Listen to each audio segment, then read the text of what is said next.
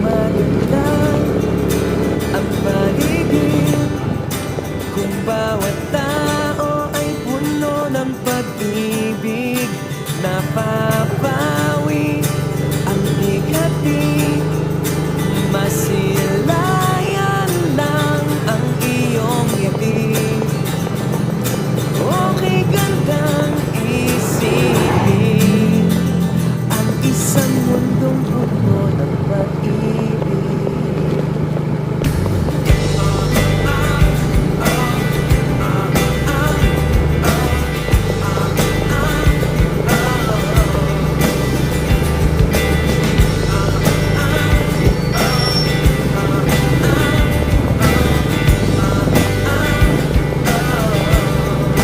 Parang isang bulaklak na kay ganda na inabot mo sa iyong sinisinta, ang iyong nilaan na pagmamahal.